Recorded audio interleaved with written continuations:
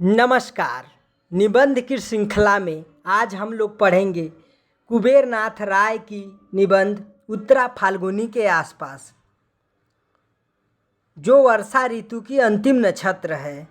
लेखक ने मनुष्य के बचपन से लेकर बुढ़ापे तक के आने वाले काल को नक्षत्र के माध्यम से तुलना कर समझाने का प्रयास किया है। चलिए देखते हैं। वर्षा ऋतु की अंतिम नक्षत्र है उत्तरा फाल्गुनी।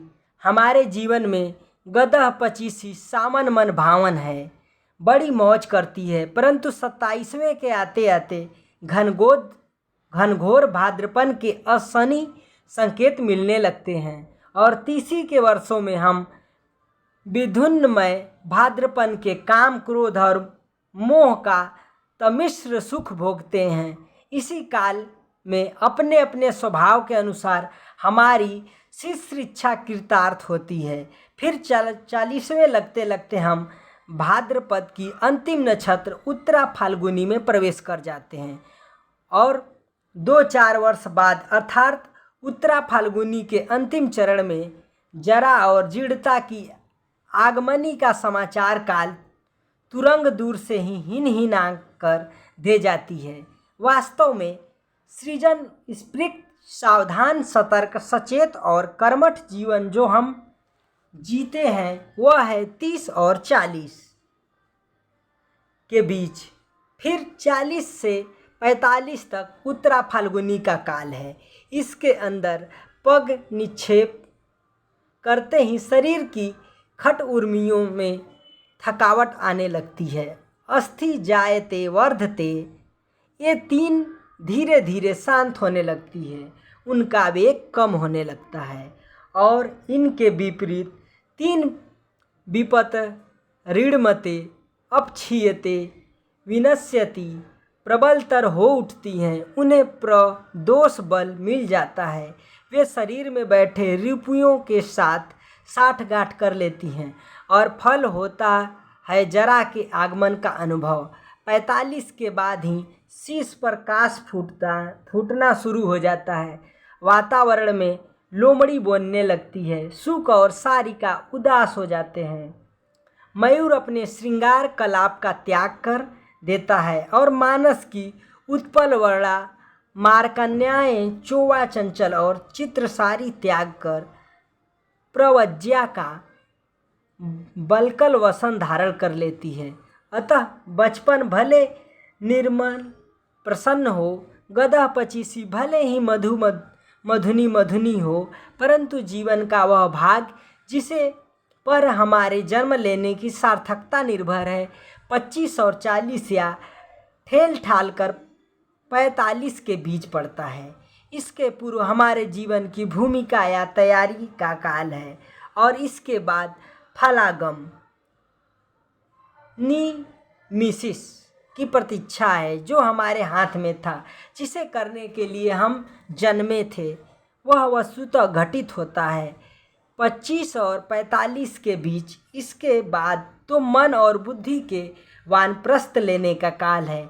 देह भले ही 1 मधु, 2 मधु, असंख्य मधु 60 वर्ष तक भोगती चले, इस 25-45 की अवधि में भी असल हीर रचती है। तिसोत्री के वर्षों का स्वभाव साड़ पर चढ़ी तलवार की तरह है। वर्ष प्रतिवर्ष उन पर नई धार, नया तेज चढ़ता जाता है। 40वें वर्ष तक मुझे क्रोध आता है उन लोगों पर जो अविधाता ब्रह्मा को बूढ़ा कहते हैं और चित्र में तथा प्रतिमा में उन्हें वयोवृद्ध रूप में प्रस्तुत करते हैं। मैंने दक्षिण भारत के एक मंदिर में एक बार ब्रह्मा की एक अत्यंत सुंदर तिसोत्तर युवा मूर्ति को देखा था। देखकर ही मैं कलाकार की औचित्य मीमांसा पर मुग्ध हो गया। जो सर्जक है, जो सृष्टि करता है, वह निश्चय ही चिरयुवा होना, प्राचीन या बहुकालीन का अर्थ जर्जर या बूढ़ा नहीं होना है। जो सर्जक है, पिता है, राकेट है, नई लीग का जनक है, प्रजाता है, वह रूप माधव या रोमांटिक काम किशोर भले ही न हो, परंतु वह दाँत छरा, बाल झरा, गलितम पलितम मुंडम कैसे हो सकता है। उसे तो अनुभवी पुंगव 30 युवा के रूप में ही स्वीकारना होगा। जवानी एक चमाचम धारदार खड्ग है, उस पर चढ़कर 80 धाराव्रत या वीराचार करने वाली प्रतिभा ही पावक दग्ध होठों से देवताओं की भाषा बोल पाती है। युवा अंग के पोर पोर में फास्फोरस जलता है और युवा मन में उस फास्फोरस का रूपांतर हजार हजार सूर्यों के सम्मिलित पावक में हो जाता है। मेरी समझ से सृष्टिकर्ता की, कवि की, विप्लव नायक की, सेनापति की, सूरवीर की, विद्रोही की कल्पना श्वेत केश वृद्ध के रूप में नहीं की जा सकती। अतः प्रजापति विधाता को सदैव 30 वर्ष के पट्टे सुंदर युवा के सुंदर के रूप में ही कल्पित करना समीचीन है। वास्तव में 30वां वर्ष जीवन के सम्मुख फल उठाए एक प्रश्न चिन्ह को उपस्थित करता है और उस प्रश्न चिन्ह को पूरा उसका समाधान मूल्य हमें चुकाना ही पड़ता है। किसी भी पुरुष या नारी की कीर्ति गरिमा इसी प्रश्न चिन्ह की गुरुता और लघुता पर निर्भर करती है। गौतम बुद्ध ने 29 वर्ष की अवस्था में गृह त्याग कर अमृत के लिए महाभिनिष्क्रमण किया। यीशु क्राइस्ट ने 30 वर्ष की अवस्था में अपना प्रथम संदेश सरमन ऑन दी माउंट गिरी शिखर प्रजनन दिया था और 33वें वर्ष में उन्हें सलीब पर चढ़ा दिया गया। उनका समूचा उपदेश काल 3 वर्ष से भी कम रहा। वाल्मीकि के अनुसार रामचंद्र को भी 30 के आसपास ही वास्तव में 27 वर्ष की वयस में वनवास हुआ था। उस समय सीता की आयु 18 वर्ष की थी और वनवास के 13 वर्ष में अर्थात सीता के 30वां पार करते ही सीता हरण की ट्रेजिडी घटित हुई थी। अतः 30वां वर्ष सदैव वरण के महामुहूर्त के रूप में आता है और संपूर्ण दशक उस वरण और तेज के दाह से अविष्ट रहता है। 30 दशक जीवन का घनघोर कुरुक्षेत्र है। इस काल गदह पचीसी के विपरीत एक क्षुरधार काल है, जिस पर चढ़कर पुरुष या नारी अपने को अविकृत करते हैं, अपने मर्म और धर्म के प्रति अपने को सत्य करते हैं तथा अपनी अस्तित्वगत महिमा उद्घाटित करते हैं अथवा कम से कम ऐसा करने का अवसर तो अवश्य पाते हैं। 40 लगने के बाद 45 तक यथास्थिति की उत्तरा फाल्गुनी चलती है, पर इसमें ही जीवन की प्रतिकूल और अनुकूल उर्मियाँ परस्पर के संतुलित को खोना आरंभ कर देती हैं और प्राण शक्ति अवरोहण की ओर उन्मुख हो जाती हैं। इसके बाद अनुकूल उर्मियाँ स्फुटतः थक हर होने लगती है और प्रतिकूल उर्मियाँ प्रबल होकर देह की गांठ में बैठे रिपुओं से मेल कर बैठती हैं। मन हारने लगता है, सृष्टि अनाकर्षण और रति प्रतिकूल लगने लगती है, बुद्धि का तेज घट जाता है और वह स्वीकारपंथी कन्फर्मिस्ट होने लगते हैं एवं आत्मा की दाहक तेजमयी शक्ति पर विकार का ध्रुम छाने लगता है। मैं तो यहाँ पर 45वें वर्ष की बात कर रहा हूँ, परंतु मुझे स्मरण आती है दोस्तोयेव्स्की, जिसने 40 के बाद ही जीवन को धिक्कार दे दिया था। मैं 40 वर्ष जी चुका। 40 वर्ष ही तो असली जीवन काल है। तुम जानते हो कि 40वां माने चरम बुढ़ापा। दरअसल 40 में ज़्यादा जीना असभ्यता है, अश्लीलता है, अनैतिकता है। भला 40 से आगे कौन जीता है? मूर्ख लोग और व्यर्थ लोग। नोट्स फ्रॉम अंडरग्राउंड से। दोस्तोयेव्स्की की इस उक्ति का यदि शाब्दिक अर्थ न लिया जाए तो मेरी समझ से इसका यही अर्थ होगा कि 40 वर्ष के बाद जीवन के सहज लक्षणों का परिवर्धन सृजक का आत्मिक और मानसिक स्तरों पर हास्य होने लगता है। पर मैं साठा तप पाठा की उक्ति वाली गंगा की कछार की निवासी हूँ। इसी से इस अवधि का 5 वर्ष और आगे बढ़ाकर देखता हूँ। यद्यपि दोस्तोयेव्स्की की मूल थीसिस मुझे सही लगती है। शक्ति क्षय की प्रक्रिया 40 के बाद ही प्रारंभ हो जाती है, यद्यपि वह अस्पष्ट रहती है। मैं इस समय 1972 ईस्वी अपना 38वां पावस झेल रहा हूँ। पूर्वा फाल्गुनी का विकारग्रस्त एवं जल पी पीकर मैं क्षिप्त से भी आगे एक पग विक्षिप्त हो चुका हूँ और शीघ्र ही मोह मूड होने वाला हूँ। भाद्र की पहली नक्षत्र है मघा। मघा में अगाध जल है। पृथ्वी की तृष्णा आश्लेषा और मघा के जल से ही तृप्त होती है। यदि मघा में धरती की प्यास नहीं बुझी तो उसे अगले संवत्सर तक प्रतीक्षा करनी पड़ती है। न केवल परिमाण में बल्कि गुण में भी मघा का जल श्रेष्ठ है। मघा मेघ की झड़ी झकोर का स्तव गान कवि और किसान दोनों खूब करते हैं। बरसे मघा झकोरी झकोरी, मोर दुन नैन चुए जस ओरी। मघा बरसी मानो दूध बरसा, मधु बरसा। इस मघा के बाद आती है पूर्वा फाल्गुनी, जो बड़ी ही रद्दी कंडम नक्षत्र है। इसका पानी फसल जायदाद के लिए हानिकारक तो है ही, उत्तर भारत में बाढ़ वर्षा की भय भी सर्वाधिक इसी नक्षत्र काल में रहता है। इसी से उत्तर भारतीय गंगा तीरी किसान इसे एक कीर्तिनाशा कर्मनाशा नक्षत्र मानते हैं। इसके बाद आती है उत्तरा फाल्गुनी भाद्रपद की अंतिम नक्षत्र, जो समूचे पावस में मघा के बाद दूसरी उत्तम नक्षत्र है। इसका पानी स्वास्थ्यप्रद और सौभाग्यकारक होता है। इस 38वें पावस में अपने जीवन का पूर्वा फाल्गुनी काल भोग रहा हूँ। यद्यपि साथ ही साथ द्वार पर उत्तरा फाल्गुनी का आगमन भी देख रहा हूँ। 40 आने में अब कितनी देर ही है। अतः आज पूर्वा फाल्गुनी का अंतिम पान पात्र मेरे होठों से संलग्न है। क्रोध मेरी खुराक है, लोभ मेरा नयन अंजन है और काम भुंजन मेरा क्रीड़ा सहचर है। इनको ही मैं क्रमशः विद्रोह, प्रगति और नवलेखन कहकर पुकारता हूँ। भले ही यह विकार जल हो, भले ही इसमें श्रेय प्रेय गति मुक्ति कुछ भी न हो, परंतु इसमें जीर्णता और जर्जरता नहीं, यह जरा और वृद्धित्व का प्रतीक नहीं।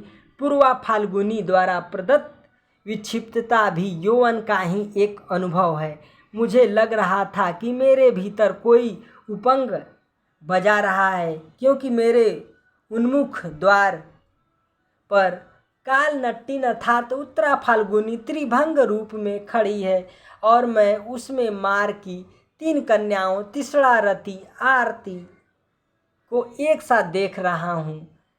कांचन पद्म क्रांति कर पल्लव कुड़ित केश बिंबाधर विशाल बंकिम भ्रू दक्षिणावर्त नाभि और त्रिवली रेखा से युक्त इस भुवन मोहन रूप को मैं देख रहा हूँ और इसको आगमनी में अपने भीतर बजती उपंग को निरंतर सुन रहा हूँ। उपंग एक विचित्र बाजा है। काल पुरुषों की अंगुलियाँ चटाक चटाक पड़ती है और आहत नाद का छंदोबद्ध रूप निकलता है। बीच बीच में हिचकी के साथ एक हिचकी भी उसी काल विदूषक की बढ़ती है और यह उपंग के तालबद्ध स्वर को अधिक सजीव और मार्मिक कर देती है। मैं अपने भीतर बजते यौवन का यह उपंग संगीत सुन रहा हूँ और अपने मनोविकारों का छक्कर पान कर रहा हूँ। मुझे कोई चिंता नहीं। अभी वानप्रस्थ का शरद काल आने में काफ़ी देर है। इस क्षण उसकी क्या चिंता करूं।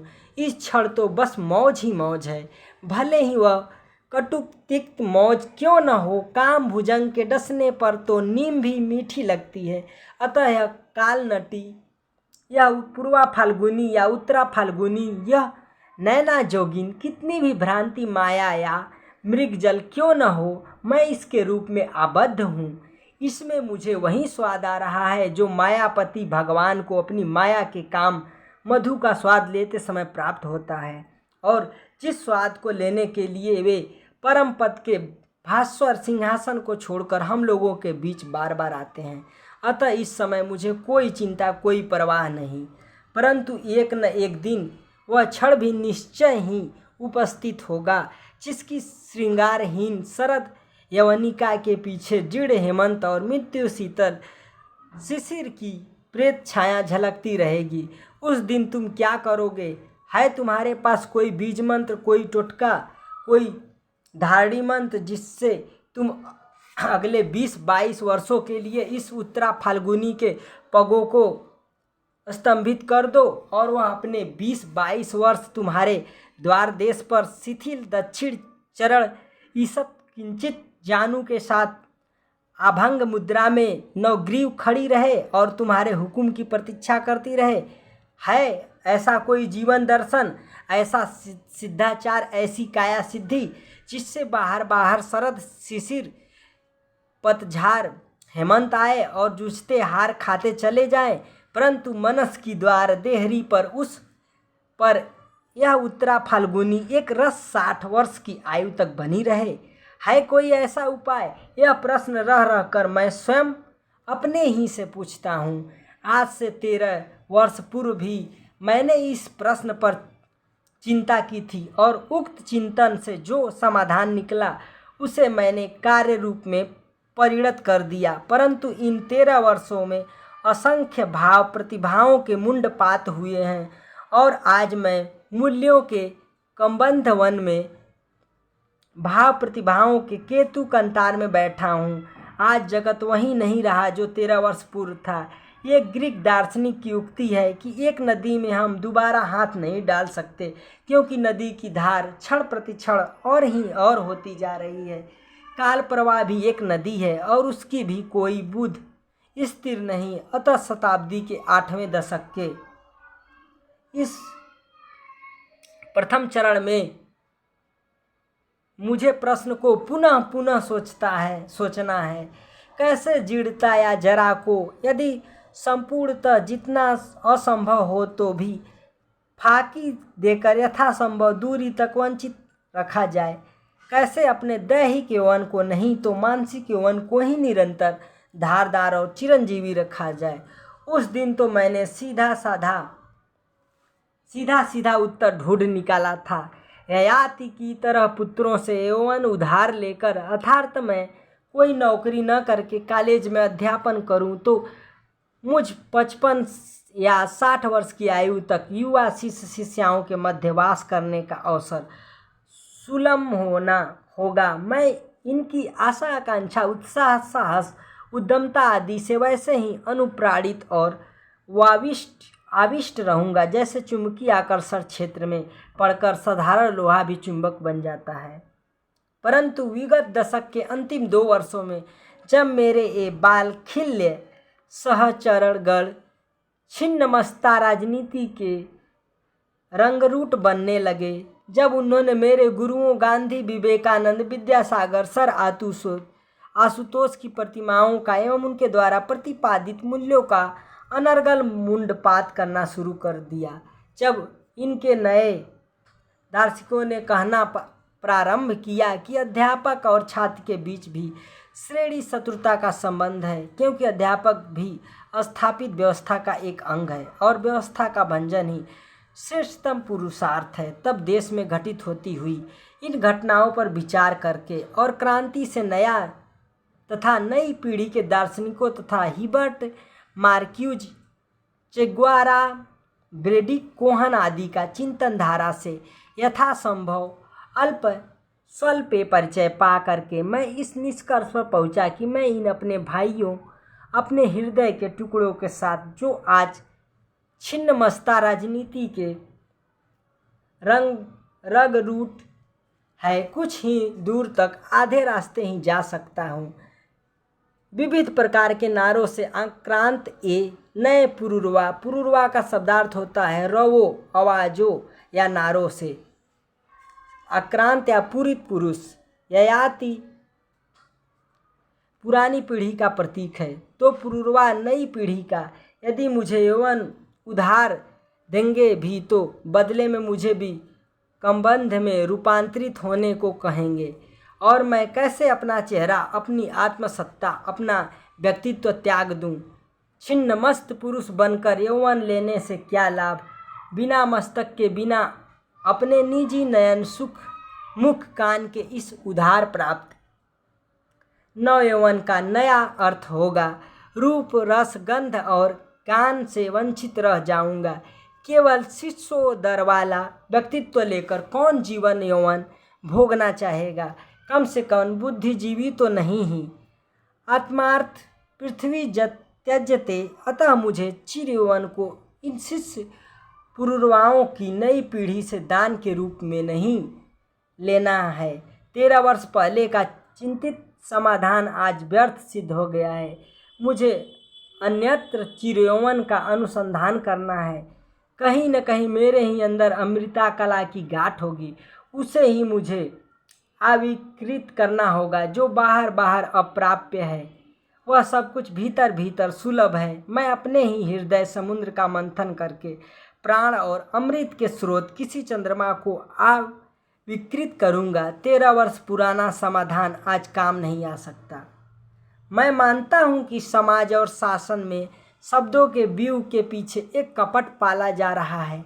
मैं बाल खिल्लियों के क्रोध की सार्थकता को स्वीकार करता हूँ, पर साथ ही खिन्न मस्ता शैली के सस्ते रंगाध और आत्मघाती समाधान को भी मैं बेहिचक बिना सील मुरव्वत के अस्वीकार करता हूँ। अपना मस्तक काटकर स्वयं उसी का रक्त पीना तंत्राचार वीराचार हो सकता है, परंतु यह न तो क्रांति है और न समर। पुरानी पीढ़ी का चिर यच्छत्व मुझे भी अच्छा नहीं लगता। मैं भी चाहता हूँ कि वह पीढ़ी अब हिजाब आरसी का परित्याग करके संन्यास ले। शासन और व्यवस्था के पुतली घरों की मशीन कन्याएं उनकी बूढ़ी उंगलियों के सूत्र संचालन से ऊब गई हैं और उनकी गति में रह रहकर छंद पंतन हो रहा है। यह बिल्कुल न्याय संगत प्रस्ताव है कि पूर्व पीढ़ी अपनी मनुस्मृति और कौपीन बगल में दबाकर पुतली घर में बाहर हो जाए और नई पीढ़ी को यथार्थ हमें और हमारे बालखिल्यों को अपने भविष्य के यश अपयश का पट स्वयं बुनने का अवसर दे, जिससे वे भी अपने कल्पित नक्शे, अपने अर्जित हुनर को इस कीर्तिपट पर काढ़ने का अवसर पा सके। यह सब सही है, परंतु क्या इन सब बातों की संपूर्ण सिद्धि के लिए इस पुतली घर का ही अग्निदाह, पुरानी पीढ़ी द्वारा बुने कीर्तिपट के विस्तार का दाह, उसके श्रम फल का तिरस्कार आदि आवश्यक है? क्या ऐसा सब करना एक आत्मघाती प्रक्रिया नहीं? इस स्थल पर डॉक्टर राधाकृष्णन या आचार्य विनोबा भावे की राय को उद्धृत करूँ तो वह क्रांति के इन दुग्ध कुमारों के लिए कौड़ी की 3 ही होगी। अतः मैं लेनिन जैसे महान क्रांतिकारी की राय उद्धृत कर रहा हूँ। 1922 ईस्वी में लेनिन ने लिखा था, उस सारी सभ्यता संस्कृति को जो पूंजीवाद निर्मित कर गया है, इसे स्वीकार करना होगा और उसके द्वारा ही समाजवाद गढ़ना होगा। पूर्व पीढ़ी के सारे ज्ञान, सारे विज्ञान, सारी यांत्रिकी को स्वीकृत कर लेना होगा, उसकी सारी कला को स्वीकार कर लेना होगा। हम सर्वहारा संस्कृति के निर्माण की समस्या तब तक हल नहीं कर सकते जब तक यह बात साफ साफ न समझ ले कि मनुष्य जाति के सारे विकास और संपूर्ण सांस्कृतिक ज्ञान को आहरण किए बिना यह संभव नहीं, और उसे समझकर सर्वहारा संस्कृति की पुनर्रचना करने में हम सफल हो सकेंगे। सर्वहारा संस्कृति अज्ञात शून्य से उपजले वाली चीज़ नहीं, और न यह उन लोगों के द्वारा गढ़ी ही जा सकती है जो सर्वहारा संस्कृति के विशेषज्ञ विद्वान कहे जाते हैं।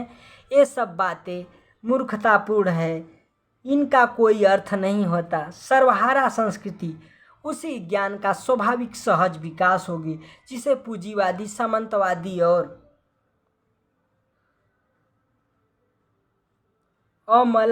अमलातांत्रिक व्यवस्थाओं के जुए के नीचे हमारी संपूर्ण जाति ने विकसित किया है।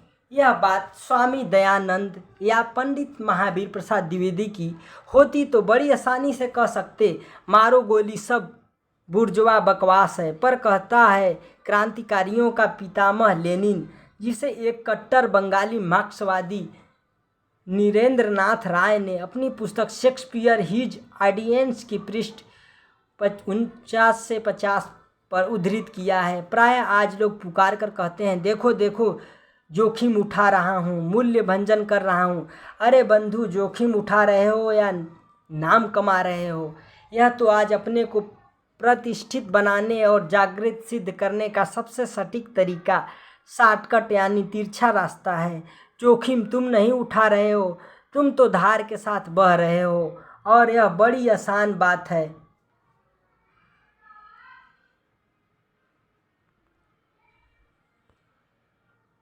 आज जोखिम वह उठा रहा है जो नदी की वर्तमान धारा के प्रतिकूल धार के हुक्म को स्वीकारते हुए कह रहा है, मूल्य भी क्या तोड़ने की चीज़ है? जो तोड़ोगे वह बदला जा सकता है और तोड़ा नहीं जा सकता।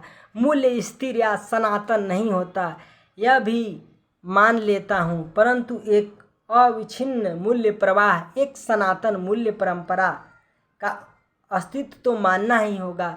नए बालखिल्य दार्शनिक कहेंगे यह धार के विपरीत जाना हुआ, यह तो प्रतिक्रियावाद है। ऐसी अवस्था में मेरा उन्हें उत्तर है, कभी कभी नदी की धार पथ भ्रष्ट भी हो जाती है, वह सदैव प्रगति की दिशा में ही नहीं बहती, यह स्वभाव से अधोगति की ओर जाने वाली होती है।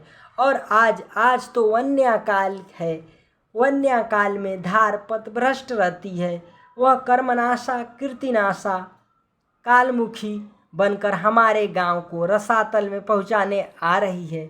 अतः इस क्षण हमारी प्यारी नदी ही शत्रु रूपा हो गई है, और यदि गांव को बचाना है तो हम धार के प्रतिकूल समर करेंगे। यदि हम अपना घर द्वार फूंक कर, तमाशा देखकर मौज लेने वाले आत्मभोगी नीरों की संतानें नहीं हैं, तो हमें इस नदी से समर करना ही होगा। यही हमारी जिजीविका की मांग है, और इसके प्रतिकूल जो कुछ कहा जा सकता है, वह नई पीढ़ी की बात हो या पुरानी की, मुमुक्षा की मुक्ति भोग है। यह सब विद्रोह नहीं, बुर्जुआ डेथविश का नया रूप है। अतः मैं धार के साथ न बहकर अकेले अकेले अपने अंदर की अमृता कला का आविष्कार करने को कृत संकल्प हूँ। बिना रोध के, बिना तट के जो धार है वह कालमुखी वन्या है, रोधवती और तटनी नहीं। यह तो मैं मानता ही हूँ कि सर्जक या रचनाकार के लिए नॉन कन्फर्मिस्ट होना जरूरी है, इसके बिना इसकी शिश्रिच्छा प्राणवती नहीं हो पाती और नई लीक नहीं खोज पाती। अतः मुझे भी विद्रोही दर्शनों से अपने को किसी न किसी रूप में आजीवन संयुक्त रखना ही है। एक लेखक होने के नाते यही मेरी नियति है, और यह तथ्य को अस्वीकृत करने का अर्थ है अपनी शिक्षा की सारी संभावनाओं को अवरोध। परंतु लेखक, कवि या किसी भी साहित्येतर क्षेत्र के सर्जक या विधाता को यह बात भी गांठ में बांध लेनी चाहिए कि 100% अस्वीकार या नॉन कन्फर्मिस्ट से ही रचना या सृजन असंभव हो जाता है। पुराने के अस्वीकार से ही नए का आविष्कार असंभव है। यह कुछ हद तक ठीक है, परंतु नए भावों या विचारों के उद्भव के बाद उपकरण या अभिव्यक्ति के साधन का प्रश्न उठता है, और इसके लिए नॉन कन्फर्मिज्म को त्याग कर 75% पुराने उपकरणों में से ही निर्वासित, संशोधित करके कुछ को स्वीकार कर लेना होता है। रचना की आइडिया के आविष्कार के लिए तो अवश्य विद्रोही मन चाहिए, परंतु रचना का कार्य प्रोसेस आइडिया के आविष्कार के साथ ही समाप्त नहीं हो जाता।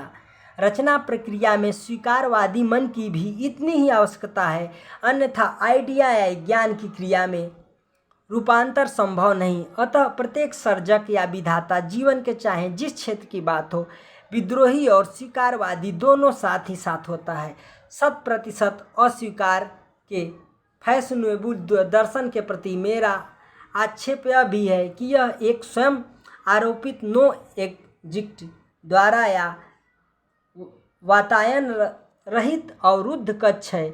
इसको लेकर बहुत आगे तक नहीं जाया जा सकता है। यह दर्शन विषय और विधा दोनों की नकारात्मक सीमा बांध कर बैठा है और इसके द्वारा अपने स्वयं स्व को भी पूरा नहीं पहचाना जा सकता है, तो स्व से बाहर इतिहास और समाज को समझने की तो बात ही नहीं उठती। यह 100% अस्वीकार का दर्शन कभी अस्तित्ववाद का चेहरा लेकर आया है तो कभी नव्य मार्क्सवाद का क्लासिकल मार्क्सवाद से भिन्न, और ये दोनों मानसिक बौद्धिक स्तर पर मौसेरे भाई हैं। ये एक ही हास्योन्मुखी संस्कृति की संतानें हैं।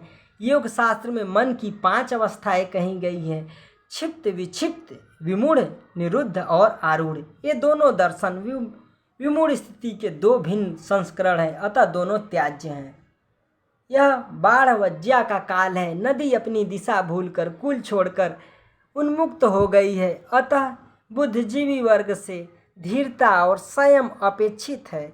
घबराकर वन्या की पदभ्रष्ट धार के प्रति आत्मसमर्पण करने की अपेक्षा जल के उत्तरण वन्या के उतार की प्रतीक्षा करना अधिक उचित है। पानी हटने पर नदी फिर कूलों के बीच लौट जाएगी। नदी अपनी सैया यदि बदल भी दे तो भी नई सैया के साथ कोई कूल, कोई अवरोध तो उसे स्वीकार करना ही होगा। यह नया कूल भी उसी पुराने कूल के ही समानांतर होगा।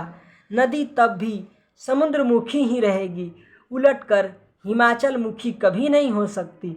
अतः इस वन्या नाट्य के विसंभक के बीच का समय मैं न तो बहुत महत्वपूर्ण मानता हूँ और न बहुत चिंताजनक। मैं बिल्कुल अविचलित हूँ। मेरा विश्वास है कि कल नहीं तो परसों हम अर्थात पुरानी पीढ़ी का युवा और मेरे बालखिल्य छात्र छात्राएं अर्थात नई युवा के पीढ़ी दोनों मिलकर इस शासन एवं व्यवस्था के पुतली घर के नृत्य कन्याओं के कथक नृत्य को साथ साथ संचालित करेंगे।